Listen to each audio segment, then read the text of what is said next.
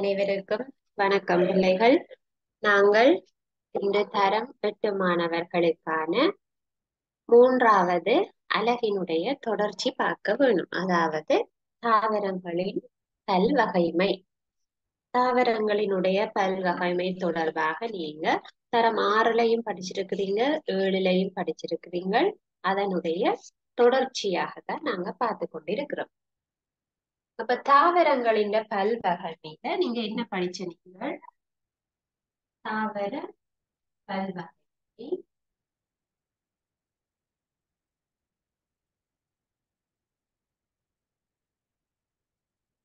தாவர பல்வகைமையில நாங்க என்னென்ன பார்த்திருக்கிறோம் இதுவரை? தாவரம் ஒன்றினுடைய கட்டமைப்பு,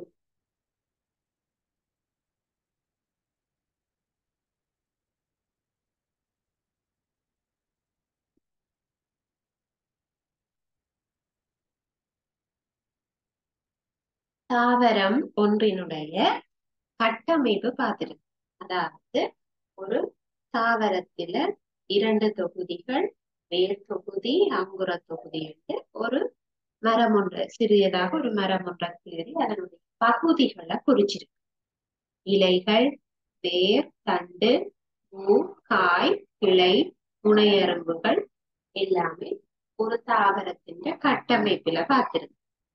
அதே மாதிரி அதற்கு அடுத்ததாக என்ன பார்த்தோம்? இலையொன்றினுடைய கட்டமைப்பு, தாவர இலையினுடைய கட்டமைப்பு.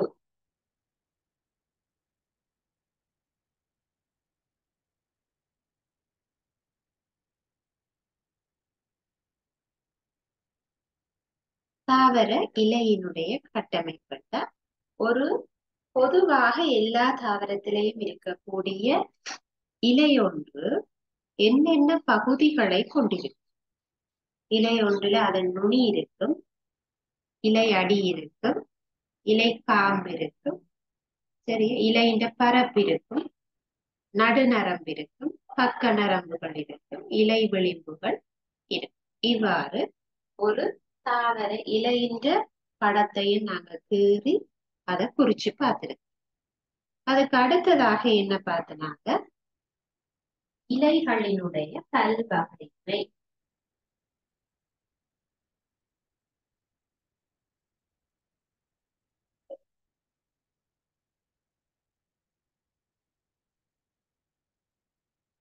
இலைகளினுடைய பல்வகைமையை நாங்க இறுதியாக வகுப்புல பார்த்திருந்தோம். இலைகளின் பல்வகைமையில என்னென்ன பார்த்திருந்தோம்? பல்வகைமை என்ற ஒவ்வொரு வேறுபாடுகள், வித்தியாசங்கள் இருக்கின்றது. இலைகள் இலைகள்ல எப்படி வேறுபாடுகளை பார்த்திருந்தோம்? இலையினுடைய பரப்பு வித்தியாசப்படும். ஒரு தாமரை இலை என்பது பெரிய சைஸ்ல இருக்கு. அதுவே புளியம் இலையை பாருங்க, சிறியதாக இருக்கு. அல்லது ஒரு குரோட்டன் இலையை பாருங்க, சிறியதாக இருக்கு. அப்ப பாக்குறோம், இலைகளினுடைய பரப்பு, அந்த பெரிய பரப்பானது வித்தியாசப்படுகிறது. ஆகவே இலைப்பரப்பு வித்தியாசப்படும் என்று பார்த்துருது. அதே போல தாவர இலைகள் என்று நுனி. இப்போ ஒரு வல்லாரை என்ற இலையை பாருங்க, அதுல நுனி வந்து வெறும் என்னது, கூறாக வராது, அழுத்தமான விளிம்பாக வந்துடும். சரியா? ஆனால் ஒரு அரசம் இலையை நீங்க பாருங்க, அதுக்கு கூரான விளிம்பு இருக்கு, கூரான விளிம்பு இருக்கு. இதுக்கு கூறற்ற விளிம்பு. அல்லது ஒரு தேமாயிலையை பாருங்க, அதுக்கு என்ன இருக்காது, கூறு இருக்காது, கூரான விளிம்பு இருக்காது. இந்த மாதிரி கூரான விளிம்பு அற்றது. ஆகவே இலையினுடைய நுனிகள் வித்தியாசப்படுகின்றன என்று பார்த்திருக்கு. அதே போல விளிம்புகள் வித்தியாசப்படும். ரோஜா இலை பார்த்தீங்கன்னா அதனுடைய சைட்டுல சிறிய சிறியதாக வெட்டுகள் இருக்கும். ரோஜாவுக்கு சிறிய சிறியதாக வெட்டுகள் விளிம்புகள் அதிகமாக இருக்கு. சில பலா இலைய பார்த்தீங்கன்னா அழுத்தமானதாக இருக்கு. வளிமேற்பரப்பு அழுத்தமானதாக இருக்கு. ஆகவே விளிம்புகள் வித்தியாசப்படலாம். சைட் ஓரம் அதான் வெளிமட்டு சொல்றோம். சரியா? அப்ப பாருங்க, இலையின பரப்பு, இலையின நுனி, இலையினுடைய விளிம்பு, இது மூன்றும் இலைகளுக்கு இலையை என்ன செய்யுது? வேறுபடுத்தப்படுகிறது. இதனால நாங்க வேறுபடுத்துறோம்னு சொல்றோம்.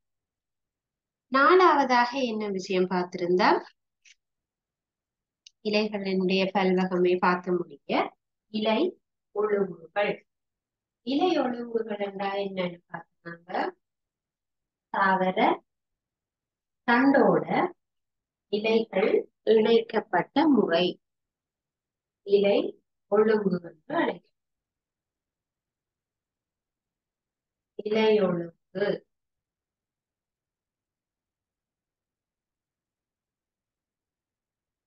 இலை ஒழுங்கு தொடர்பாக பார்ப்போம். அதாவது தண்டோட இலைகள் எப்படி இணைக்கப்பட்டுள்ளன. நம்ம முதலாவது பார்த்த ஒன்று விட்ட இலை ஒழுங்கு பார்த்தோம். ஒன்று விட்ட இலை ஒழுங்கு ஒரு இலை இஞ்சால வந்தா மற்ற இலை மற்ற சைடாக, இப்படியாக ஒன்று விட்ட இந்த பக்கம் வந்தா அடுத்தது அந்த சைட், அடுத்தது அந்த, இதை சொல்றது ஒன்று விட்ட இலை ஒழுங்கு. அப்ப அதுக்கு உதாரணம் பார்த்தோம் அன்னம். அடுத்ததாக என்ன பார்த்திருந்தா எதிரான இலை ஒழுங்கு. எதிராக ஒன்றுக்கொன்று எதிராக இருக்கும் இலைகள் சோடி சோடியாக எதிர்ப்புறம் ரெண்டு புறமும் சோடி சோடியாக இருந்திருக்க வேண்டும். அப்ப இந்த மாதிரி இலைகள் எங்க இருக்குது? பொய்யாக பார்த்திருக்கு. அடுத்ததாக என்ன இலை பார்த்த இலை ஒழுங்குல வட்ட அடுக்காது. அதாவது ஒரே இடத்துல வட்டமாக சுற்றி அந்த இலைகள் அமைக்கப்பட்டிருக்கும். வட்டமாக ஒரு புள்ளியை சுற்றி இலைகள் அமைந்திருக்கும். இந்த மாதிரி தாவரங்களை நீங்க பார்த்திருந்தா இது வட்ட அடுக்கானது என்று சொன்னோம். ஏழிலை காலை. அதே போல தண்டை சுற்றி சுற்றி அமைந்திருந்தால் வெளிநோக்கி உள்நோக்கி எல்லா பக்கங்களிலும் இலைகள் வந்திருந்தால் அதை நாங்கள் சுருளி உருவானது சொல்லுவோம். முப்பரிமாணத்தில் பெறுவது கடினமானது. சரியா?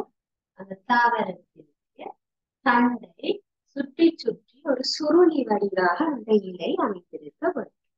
அதுக்கு உதாரணம் வட்டக்கண்ணி என்று பார்த்தோம். இப்ப இது இவ்வளவு நாங்கள் இதுவரைக்கும் படிச்ச விஷயம். இன்றைக்கு நாங்க பார்க்க இருக்கிறது இலைகள் என்ற ஒழுங்குக்கு அடுத்ததாக ஆவி உயிர். ஆவி உயிர்ப்பு தொடர்பாக பார்ப்போம்.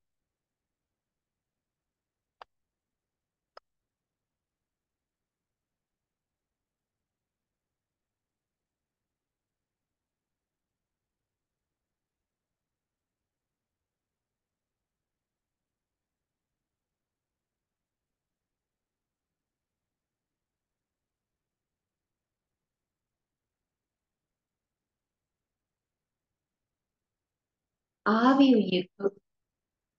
ஆவி உயிர்ப்பு என்பது தரைவாழ் தாவரங்கள் இருந்து தாவர இலைகளில் உள்ள இலைவாய்களின் மூலம். இலையில எங்க இலைவாய் இருக்குதா, எங்களுக்கு ஒரு இலை இருக்கிறதா, அந்த இலைகள்ல இலைவாய்கள் எனப்படுத்த சின்ன சின்ன அமைப்புகள் இருக்குது. அது உங்களுக்கு கண்களால நேரடியாக பார்க்க தெரியாத விழி.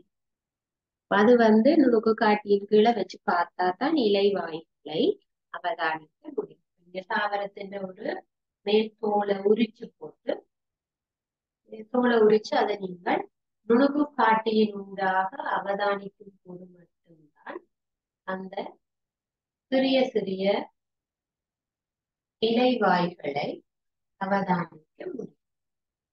சிறிய இலைவாய்கள் சின்ன சின்ன இடைவெளிகள் உள்ளதன் இலைவாய்கள் என்று சொல்லுவோம். ஒரு பாட புத்தகத்துல இந்த இலையினுடைய கட்டமைப்பு போட்டிருக்கும், குறுக்கு வெட்டு முகம் போட்டிருக்கணும், அதுல இலைவாய்கள் காட்டப்பட்டிருக்கிறது. அப்ப இந்த இலைகளில காணப்படுகின்ற இலைவாய்களின் ஊடாக உள்ளுக்குள்ள இருந்து நீராவி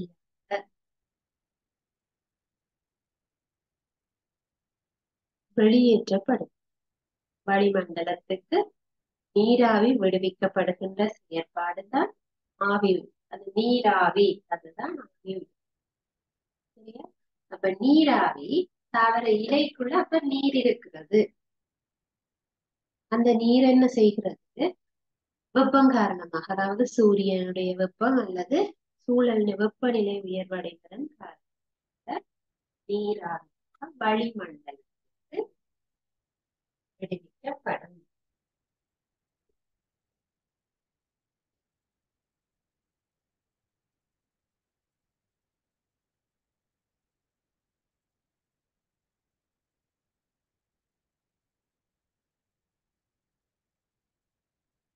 சரியா? உங்களுக்கு தாவர இலைகள்ல இருந்து நீர் இலைவாய்களின் மூலம்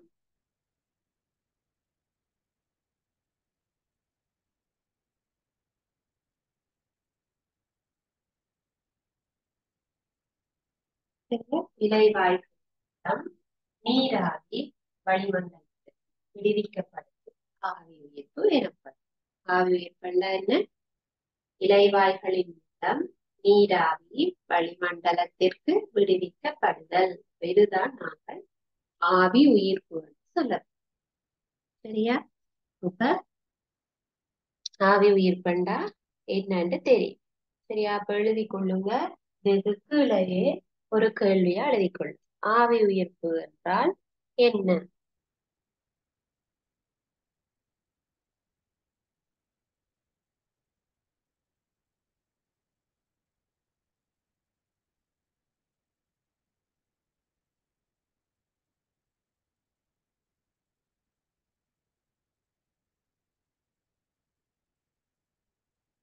ஆவி உயிர்ப்பு என்றால் என்ன?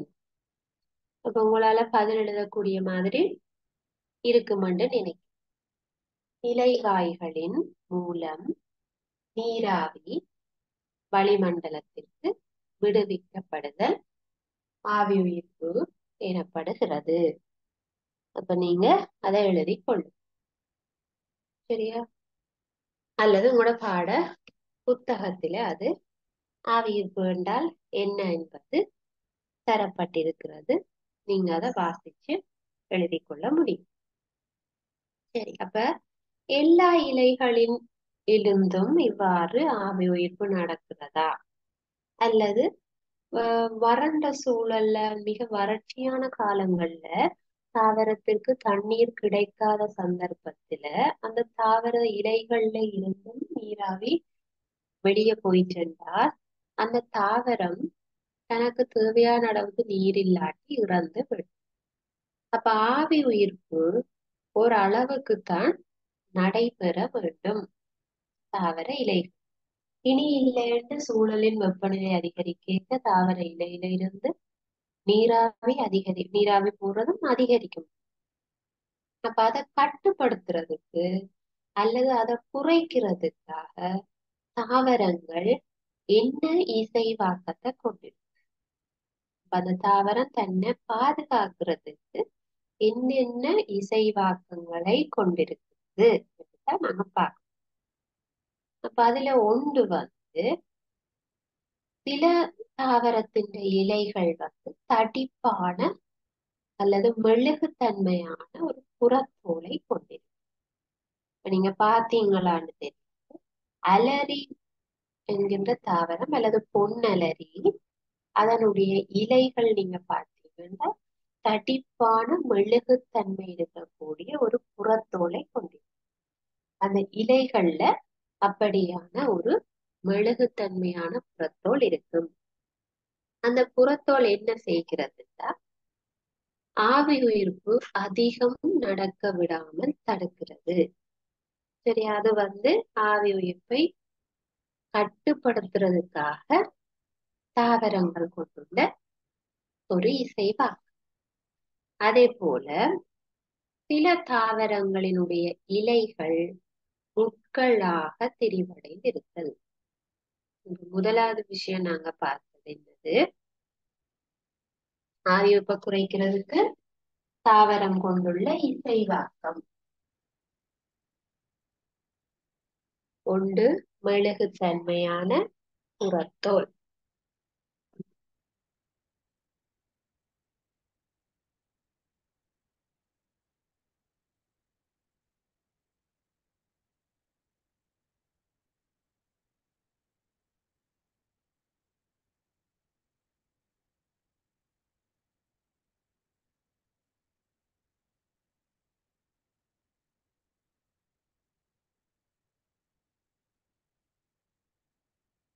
எங்களுக்கு ஆவி உயிர்ப்பை குறைக்கிறதுக்காக தாவரம் காட்டுகிற ஒரு இசைவாக்கம் மெழுகு தன்மையான ஒரு புறத்தோலை காணும். அப்ப அது எங்க இருக்கு? அலரியில இருக்கு.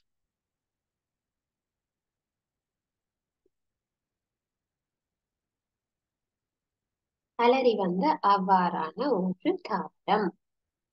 இரண்டாவது இசைவாக்கம் இலைகள் முட்களாக திரிபடைந்திருத்தல். இப்ப இலைகள் முட்களாக ஏன் இருக்க வேணும்? இப்ப நாகதாளிய உங்களுக்கு பார்த்திருந்தா, தாவரத்தை பார்த்திருந்தா தெரிஞ்சிருக்கும். அதுல இலைகள் குறைவு அல்லது இல்லை, அங்க இலைகள் முட்களாக இருக்கு. இலைகள் இருந்தா தானே பிள்ளைகள் இலைவாய்கள் இருக்கும்.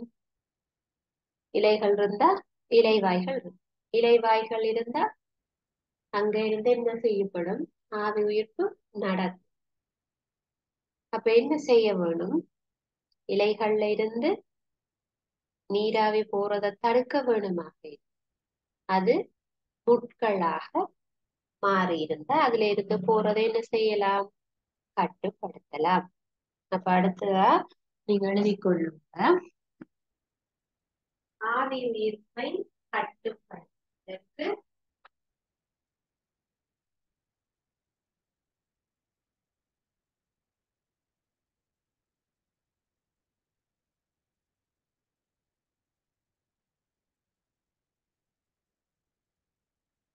கட்டுப்படுத்து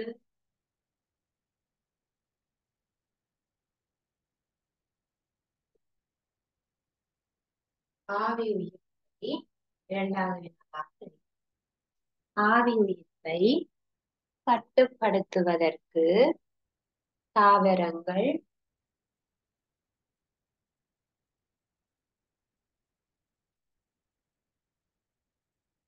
கொண்டுள்ள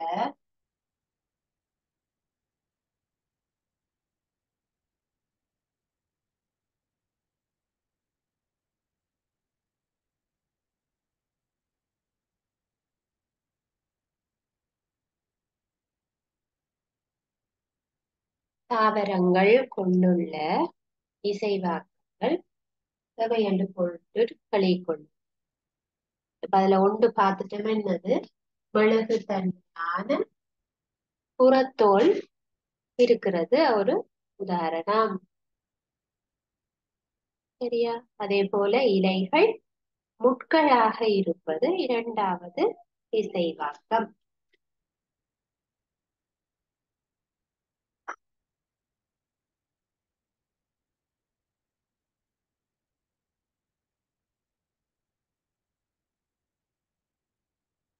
இலைகள் முட்களாக திரிபடைந்திருத்தல்.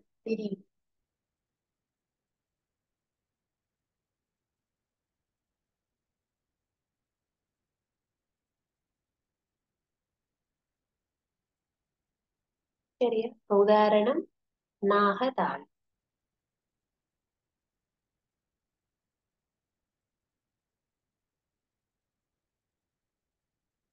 நாகதாளி. சரியா? இப்ப அங்க இலைகள் முட்களாக மாறியுள்ளன. Right. மூன்றாவது இசைவாக்கம் இலைகள் ஒடுங்கியதாக இருத்தல். ஒடுங்கியதாக என்றா என்னது? உதாரணம் சவுக்கு. இந்த சவுக்கு மரத்தை பாருங்க, அதோட இலைகள் ஒரு சுருண்ட மாதிரி, ஒரு ஈக்கு மாதிரி மெல்லியதாக இருக்கும். குச்சி குச்சியாக அதனுடைய இலைகள். அப்ப அந்த இலையில இருந்து நீராவி போக வேணுமென்றா கஷ்டம்தானே. சவுக்கின்ற இலைகள்ல இருந்து நீராவியை வெளியேற்றுகின்றது கடினம். ஆகவே அந்த இலையில இருந்து போகாது. அப்ப அது ஆவி உயிர்ப்பை குறைக்கிறதுக்காக இலைகள் ஒடுங்கியதாக இருக்கிறது. அப்ப மூன்றாவது இசைவாக்கம் இலைகள் ஒடுங்கியதாக காணப்படுதல்.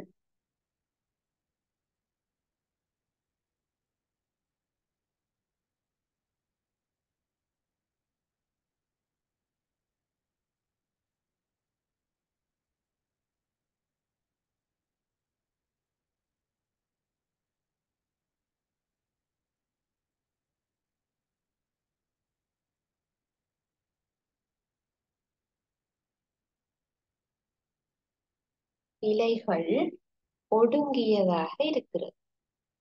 அதாவது இலைகள் இல்லாம இல்ல, இலைகள் இருக்கிறது, ஒடுங்கி இருக்கிறது. மிகவும் மெல்லியதாக குச்சி மாதிரி இருக்கு. இலைகள் இல்லை என்பது அர்த்தமல்ல, இருக்கிறது, மிக ஒடுங்கியதாக இருக்கு. நான்காவது இசைவாக்கம் இலைகள் ஒடுக்கப்பட்டிருத்தல். இப்ப நீங்க நாலாவதையும் மூன்றாவதையும் நிறைய பேர் ஒரே மாதிரி நினைச்சு கொள்றது. ஒடுங்கியதாக இருத்தலும் ஒடுக்கப்பட்டிருப்பதும் ரெண்டுமே ஒரே அர்த்தங்கள் அல்ல. இலைகள் ஒடுங்கியதாக இருக்கிற சவுக்குக்கு இலைகள் இருக்கிறது, அவை ஒடுங்கியதாக இருக்கிறது, அதாவது மிக மெல்லியதாக இலைகள் இருக்குது, இல்லை என்பது அர்த்தம் கிடையாது. நான்காவது இலைகள் ஒடுக்கப்பட்டிருத்தல் என்ற இலைகள் இல்லை, இலைகள் ஒடுக்கப்பட்டிருத்தல்.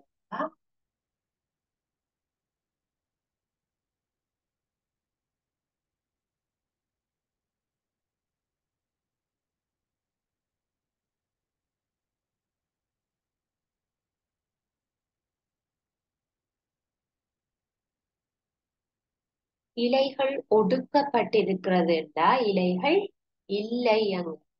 உதாரணம் திருக்கள்ளி மற்றும் பிரண்டை. நீங்க ஏதாவது ஒன்றை ஞாபகம் வச்சிருக்கலாம். அங்க இலைகள் இல்லை.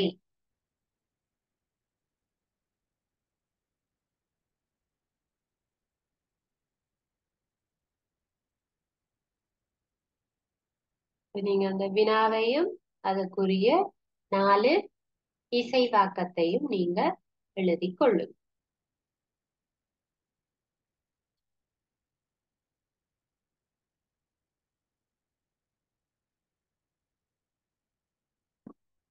திருக்கள்ளி மற்றும் பிரண்டை ஆகிய தாவரங்களில் இலைகள் ஒடுக்கப்பட்டிருக்கின்றன. சரியா? அப்ப பாருங்க, இந்த 4 விஷயமும் இசைவாக்கம் என்று சொல்றோம். தாவரத்தின் இலை எப்படி இருக்கிறது? தாவர இலை தன்னை நீரிழப்பில இருந்து பாதுகாப்பதற்கு. நீரிழப்பு எப்படி நடக்குது? தாவர இலையில இருந்து நீராவி வெளியேற்றப்படுது, வளிமண்டலத்துக்கு வெளியேற்றப்படுகிறது ஆவி உயிர்ப்பு காரணமாக. அப்ப நீர் வெளியேறிட்டுதா தாவரம் என்ன செய்யும்? இறந்து விடும். ஆவி உயிர்ப்பு நடக்கிறதுனால இல்ல, மிக அதிகமாக நடந்தால் தாவரம் என்ன செய்திடும்? நீர் இல்லாம வாடி போய் இறந்து போய். ஆகவே நீர் இழப்பை கட்டுப்படுத்துவதற்கும் ஆவி உயிர்ப்பை என்ன செய்து கட்டுப்படுத்துறதுக்காகவும் இவ்வாறு சில இசைவாக்கங்களை தாவரங்கள் கொண்டிருக்கின்றன. சரியா? அதே மாதிரி சில தாவர இலைகள் என்ன செய்யும்? நீரை சேமித்து வைக்கும். சில தாவரங்கள் நீரை இலையிலேயே சேமிச்சு வச்சு, அதாவது ஆவியீர்ப்பு நடக்க நடக்க என்னது, இலையில இந்த தாவரத்தில இருந்து நீரானது அற்று போயிடும். அப்ப அதை தடுக்கிறதுக்கு தாவர இலைகள்லயே நீரை சேமித்துக் கொள்ளும். அப்ப அப்படியான தாவரங்கள் என்னன்னா சதைகரை. இப்ப சதைகரைச்சான் உங்கள் எல்லாருக்கும் தெரியும் நினைக்கிறேன், வீடுகள்ல இருந்திருக்கா.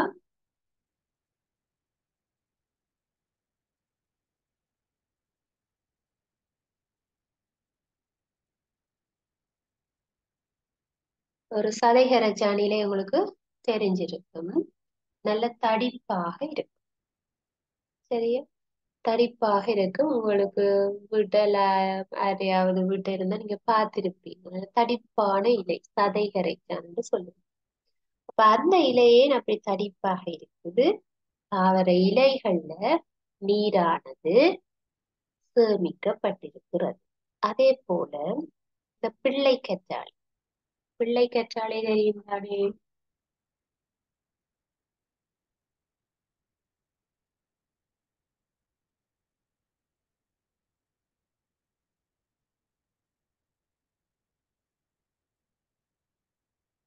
சைட்ல மட்டும் சிறியதாக முள் இருக்கும்.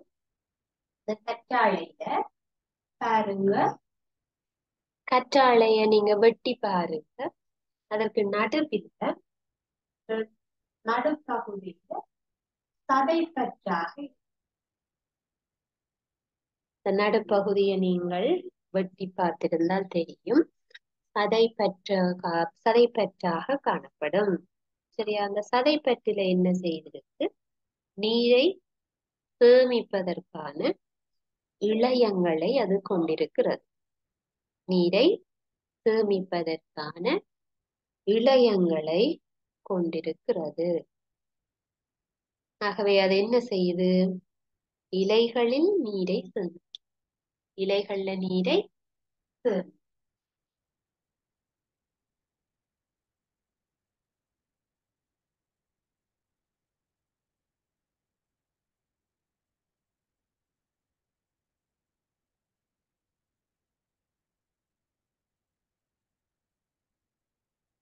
இலைகளில் நீரை சேமிக்கிற தாவரம் என்னென்னது? சதைகரைச்சான் உண்டு, பிள்ளை கற்றாழை இருக்கு.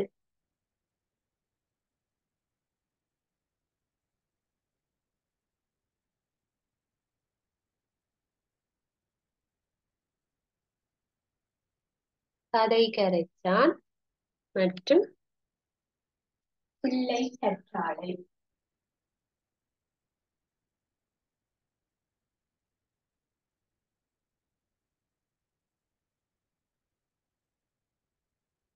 இலைகளில் நீரை சேமித்ததற்கு என்னென்ன தாவரங்கள் ஈக்குள்ளப்ப? சதைகரைச்சானும் பிள்ளை கற்றாழை. சரியா? அப்ப இது சில தாவரங்கள் இலைகளில் நீரை சேமித்து வைக்கும்.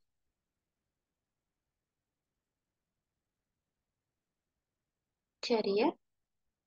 ரைட். அதே மாதிரி சில தாவரங்கள் இலைகள் மூலம் இலிங்க மில் முறையில் இனப்பெருக்கம் செய்யும். இலிங்க மில் முறையில என்ன இனப்பெருக்கம் செய்யறா? உங்களுக்கு பூக்கள் மூலம் வித்துக்கள் போட்டு முளைக்கிறதுல அந்த ஒரு தாவரத்தில இருந்து நேரடியாக இலைகள் அல்லது தண்டுகள் மூலம் புதிய தாவரத்தை உருவாக்குவது. அப்ப பாருங்க, இதுல தாவரத்தின் தண்டுகளினுடைய பல்வகை மேலே பார்த்திருப்பீங்க. தண்டுகளை வெட்டி வச்சு புதிய தாவரத்தை உருவாக்க முடியும். அதே போல இந்த சில தாவரங்களினுடைய இலைகள்ல இருந்தே புதிய ஒரு தாவரத்தை உண்டாக்கக்கூடியவை. சரியா? அப்ப நீங்க இந்த சதைகரைச்சான பார்த்திருந்தா அல்லது வீடுகள்ல நின்று இருந்தா உங்களுக்கு தெரிஞ்சிருக்கும், இந்த சதைகரைச்சானினுடைய இலை நன்றாக முற்றிய ஒரு இலையில இருந்து புதிய தாவரங்கள் உருவாக தொடங்கும்.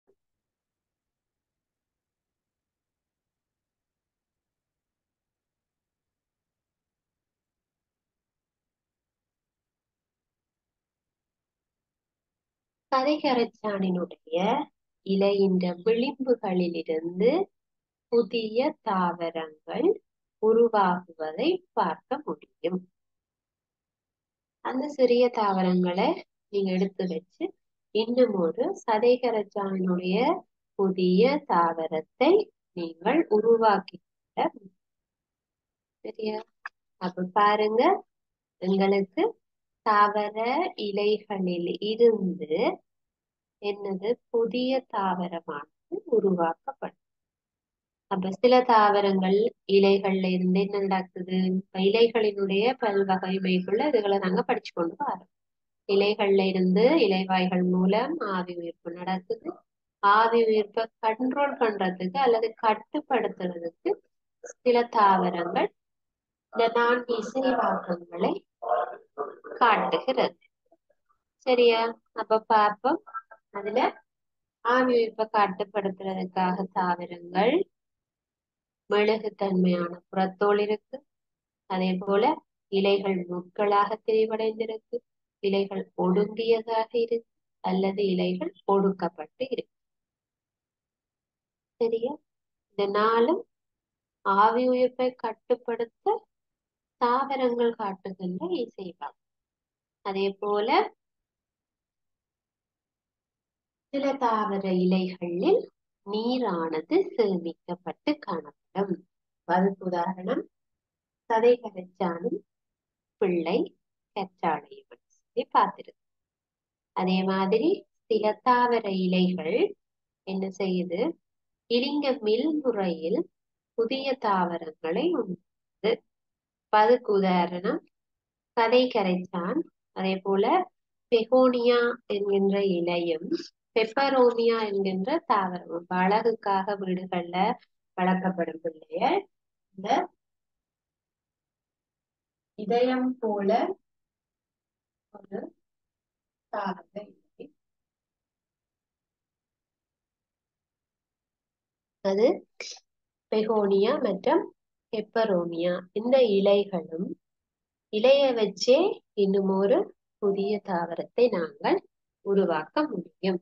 இந்த 3 தாவர இலைகள்லையும் ஏதாவது ஒன்று நீங்கள் பெற்றுக்கொண்டால், அதாவது சதைகரைச்சான், பெகோனியாவும் பெப்பரோமியாவும் அந்த இலைகள் உங்களுக்கு கிடைச்சிருந்தா அதனுடைய இலையின் நரம்பில ஒரு மெல்லிய வெட்டு போட்டுட்டு இலையின் விளிம்பிலன்னு சொன்னாங்க, இலையின் நரம்புல இப்படியாக தாவர இலைகள்ல நரம்புகள் காணப்படும். அந்த நரம்புகளில் ஒரு சிறிய வெட்டுக்களை இட்டுட்டு வெட்டு போடும். இந்த நரம்புல சின்னதா ஒரு வெட்டு போட்டு அதை மண்ணால நீங்கள் மூடி வைத்து 4 அல்லது 5 நாட்களுக்கு பிறகு அந்த இலையை எடுத்து நீங்க பார்க்கலாம். உங்களுக்கு வீட்டுல வளர்க்கப்படுகின்ற இந்த மாதிரி பெகோனியா பெப்பரோமியா இருந்தா அல்லது சதகரச்சான் இலை இருந்தால் நீங்க அதுல இந்த விளிம்புல சிறியதாக ஒரு வெட்டு போட்டு இத மண்ணுக்குள்ள மூடி வச்சுட்டு ஒரு 4 அல்லது 5 நாட்களுக்கு அதுக்கு நீரும் விட்டுட்டு எடுத்து பார்த்திருந்தா வேர் தோன்றி இருக்கிறத நீங்க பார்க்கலாம் இலைகள்ல. ஆகவே அது இலைகளின் மூலம் என்ன செய்கிறது? புதிய தாவரத்தை உண்டாக்குகிறது என்பதை அறிந்து கொள்ள முடியும். சரியா? அப்ப நாங்க இன்றைக்கு இலைகளினுடைய பல்வகம தொடர்பாக முடிச்சிருக்கிறோம். இப்ப இலைகளின் பல்வகமையில நாங்க என்ன பார்த்திருந்தோம்? இன்றைக்கு நாங்கள் ஆவி உயிர்ப்பு என்கின்ற தலைப்புல பார்த்து கொண்டிருக்கிறோம். ஆவி உயிர்ப்புல முதலாவது என்ன பார்த்திருந்தோம்? ஆவி உயிர்ப்பு என்றால் என்ன? அதாவது ஒரு தாவர இலைகள்ல இருக்கிற இலைவாய்களின் மூலம் நீராவி வளிமண்டலத்திற்கு விடுவிக்கப்படுகின்ற செயல்முறை. இலைவாய்களின் மூலம் நீராவி வளிமண்டலத்துக்கு, வளிமண்டலம் என்றா எங்க, எங்களுடைய சூழல், அந்த சூழலுக்கு அதனை நீராவியாக விடுவிக்கப்படுகின்ற செயல்முறையை நாங்க ஆவி உயிர்ப்புன்னு சொல்றோம். நீராவி அதுதான் ஆவி. சரியா? அதே போல சில வறண்ட சூழலில் வாழக்கூடிய தாவர இலைகள் ஆவி உயிர்ப்பை கட்டுப்படுத்துறதுக்கு பல்வேறு இசைவாக்கங்களை கொண்டிருக்கின்றன. சரியா? அதுல தடிப்பான மெழுகுத்தன்மையான புறத்தோல் காணப்படுதல் எதுக்கு? அலரி தாவரத்தில். சரி, அதே போல இரண்டாவது, இலைகள் முட்களாக திரிவடைஞ்சு காணப்படுவதுங்க நாகதாளி. இப்ப நாகதாளியில பார்த்திருந்தீங்கன்னா இலைகள் இருக்காது, அங்க ஒரே முட்களாக இருக்கு. அதே போல இலைகள் ஒடுங்கியதாக இருக்குது. இப்போ சவுக்கு பார்த்தீங்கன்னா இலைகள் இருக்கிறது அங்க, அது மிக மெல்லியதா இலையாக இருக்கு. அதே போல இலைகள் ஒடுக்கப்பட்டன, இலைகள் இல்லாமல் இருக்கும் திருக்கல்லிட இரண்டு. சில தாவர இலைகள்ல நீர் சேமிக்கப்பட்டிருக்கும் சதைகரச்சம், வெள்ளை கற்றாழை. சில தாவரங்கள்ல இலைகள் புதிய தாவரத்தையும் உருவாக்க கூடும். சரியா? அப்ப இன்றைக்கு படிச்ச விஷயத்துல உங்களுக்கு ஏதாவது டவுட் இருந்தா நீங்க கேட்கலாம். இதோட நாங்க 2 கேள்வியையும் எழுதி கொடுப்போம்.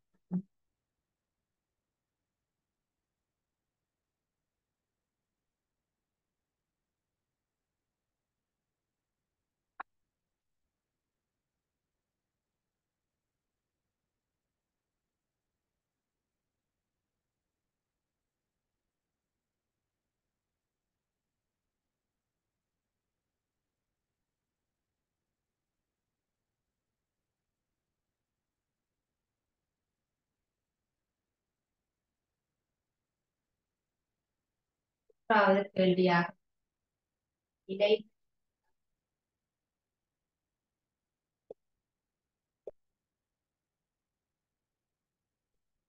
இலைகள் மூலம் இனப்பெருக்கம் செய்யும் தாவரங்கள்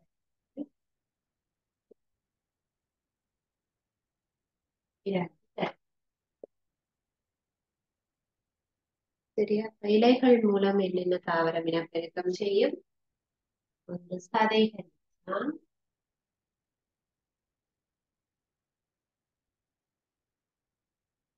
பெகோனியா,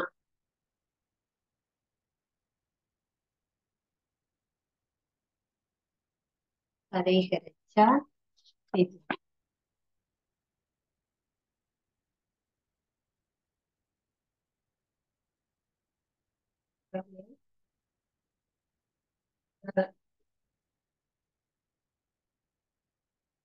பெப்பரோமியா தாவரம் தெரிஞ்சால் ஏற்கணும். பண்டியான் வகுப்பு உங்களுக்கு விளங்கி இருக்கும் நினைக்கிறேன். உங்களுக்கு ஏதாவது டவுட் இருந்தா கேட்க.